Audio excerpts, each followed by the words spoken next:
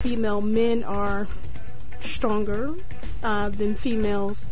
So definitely a man will inflict more pain on a female if he came at her, but that's not to say that women will not inflict the same amount of pain on a man, especially in a man that's not defending himself. Mm-hmm. And some men do try not to defend themselves by fighting back, and there are a lot of men who are victims of domestic violence, and they never are put out there. It's never brought to the forefront because of the stigmas that are placed on men and domestic violence. You really don't hear men come out and say, well, I have a girlfriend or I have a wife that is abusing me, because of the stigmas that are there with men. Mm-hmm. So that's another show for you. Well, actually, strangely enough, we actually did do a show on domestic violence during season 1. We had the director of an domestic abuse shelter, come here. We also had director of counseling services here, Julie Nix, and the other woman's name was Susan Shipman, who was the executive director of the abuse shelter that I was referring to. And we got into a very serious conversation about women hitting men. And I have even said before that I believe respect in a relationship is a two-way street. The man doesn't need to be hitting the woman doesn't need to be hitting the man. Because how do you expect to get anywhere in a relationship with there being that kind of physicalness between the two of you? You'll never get anywhere. That's why I say, and some of these women like to say, well, I can hit him, but he can't hit me back. That's just not okay. And then the first time he hits you back, then you want to go screaming, oh, he hit me, but you've been beaten down to a pulp all this time. I think that you also, when it comes to domestic violence, you also have to keep in mind that a person can also be abused verbally, and sometimes words hurt more than the physical pain, because physical pain, it will always heal, but a word is like a wound that it's always going to be there. You're always going to have the scar, even though it heals. Once you take it, it comes out of your mouth. You can never take it back. And a lot of people are hurt in the world today, I think, because of verbal abuse. Ladies, let's flip the script a little bit. Women in the job industry. Let me ask you this, ladies. Do women have to work harder to make a better impression in the workforce than men do? Yes. All of you say yes? Is this a unanimous decision? Does somebody disagree?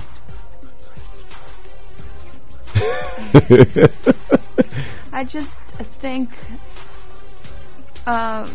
yes, somehow you do have to work harder because you have to prove yourself. But at the same time, I think that you should be able to shine the way that you are as a woman. You need to be able to be vulnerable and brave, and to show that you have enough respect for yourself that you can do things like a man can do it. And don't do them like a man, do them like a woman. That's right. Anybody else feel that same way in regards to women in the job industry?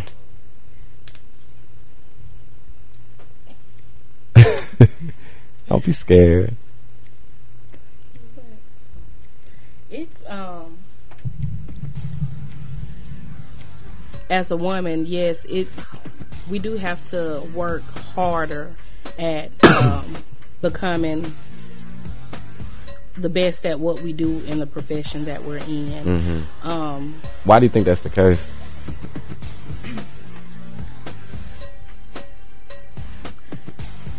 Just the way it's been. Just just the way it's been. How it's been handed. It's always been a double standard. And it actually it started back a long, long time ago. Women didn't have rights.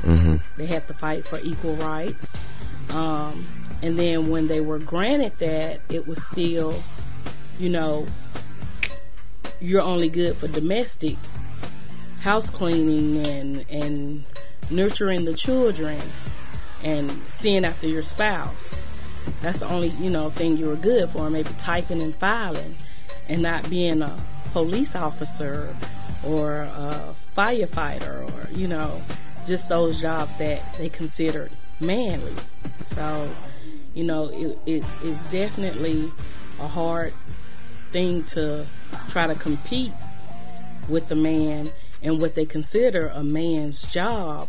But, we have stepped up to the plate to prove that, we can do it. Not saying, me, myself, I don't like to say, we can do it better, but we can step up and say we can do it alongside of you to make sure that no one will be hurt in the process, or, whatever the job entails. Here's another question that I just have to bring across the table in regards to women in the job industry. Why does it seem that women tend to, well, I don't want to put it out there that that's the case, but does it seem that women seem to get off the hook more, or they seem to get off the hook when it comes to sexual harassment in the workplace? Let's just say if there's a sexual harassment claim made against a woman, why is it that the woman sometimes, they may not take it as seriously, or maybe consider it a joke? And why do you think sometimes that's the case? That's where that double standard comes in again. Mm-hmm. Because it's always the woman running to say I was sexually harassed, mm-hmm. By the man. And when a man comes and say that, really, mm-hmm.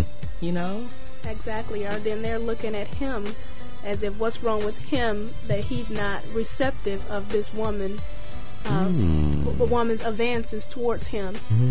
So, in other words, he should like it. Right. Exactly. So I don't think it's so much of a double standard on the woman. Is more of a double standard on the man. Mm-hmm. Okay. In terms of that. Mm-hmm.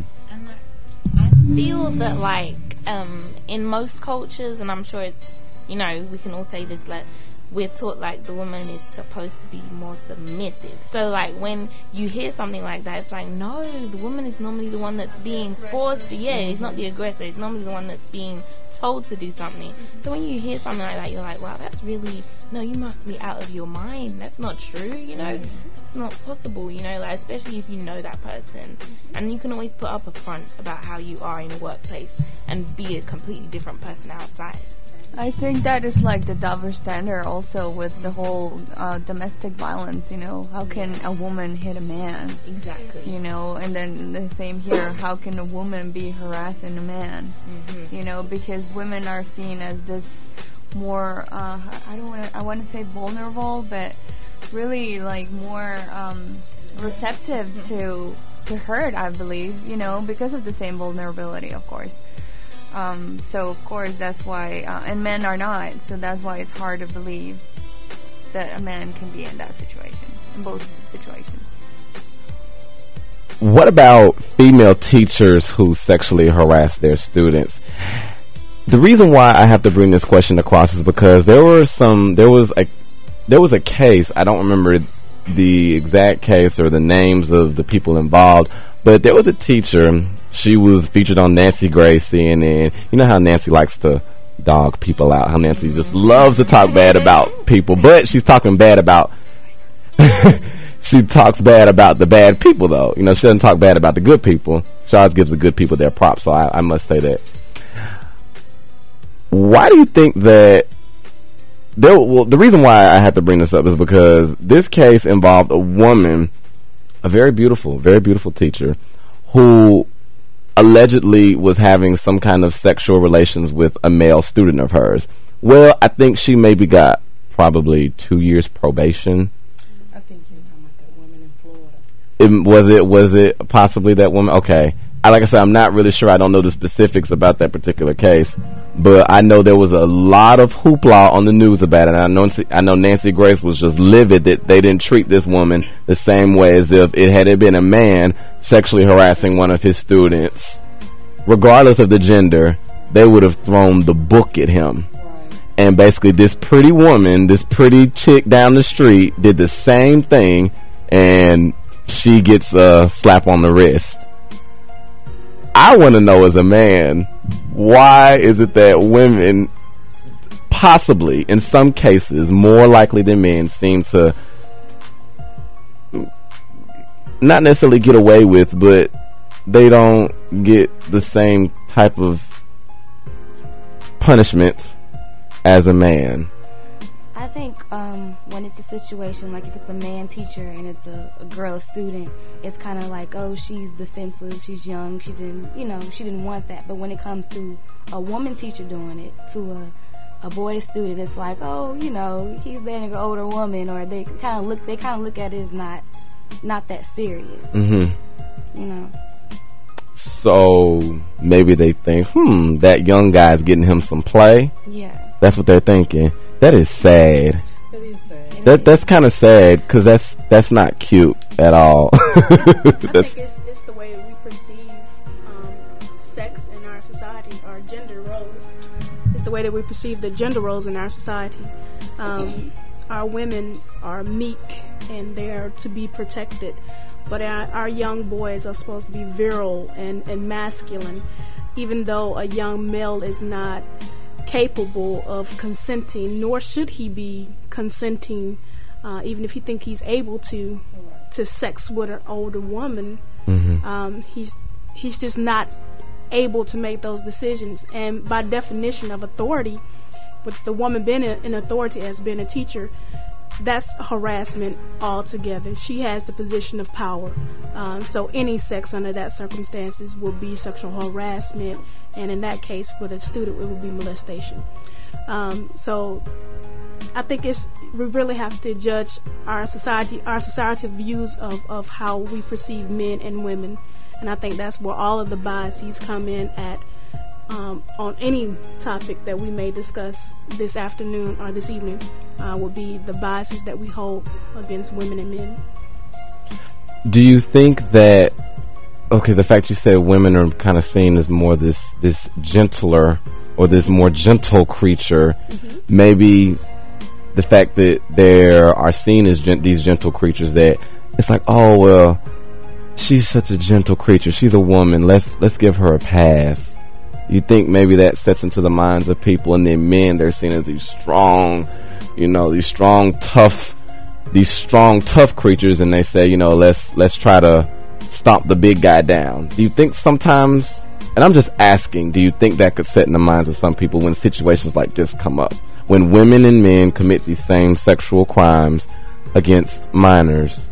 Do you think that maybe that's probably what comes up in people's heads? I think. Let me be very clear. I think they should both be prosecuted the same. The same, because it's the same crime. It's the same crime. Either way you splice it, sex with a minor is that's so taboo. It should be unheard of, but we do recognize that it goes on in society, and I think they should be outed. I think they should be put on a sex offender registry. I believe she was. And I mean, I think you should be put on blast. I think you should lose your teaching credentials for life. I'm not exactly sure of all of the qualifications and how that goes into all of that. I'm not exactly sure on all the legal things, but I really believe they should be treated just as men are treated, ostracized. I mean, have your name put on a little picket out in the community that you like young boys. I mean, that every mother should coddle her child when she see you, because you are a predator. And you should be treated as such, because your mindset is not rational for you to want to sleep with a minor child. Same thing with men. I feel the same way about men. I feel very strongly about molestation, period. And regardless of the gender, period, it's just when you, I don't even want to say forcing yourself, because you may not even be forcing yourself upon that child. The child might want that attention from you, especially if it is a younger boy sleeping with an older woman. He might feel that's cool. Yeah, I got me an older girl, or I got me an older woman. I got me a woman, twice my age. But one thing that I don't think people realize that can really mess that kid's mind up. Really, it can allow him to possibly be reaching for goals that are just not attainable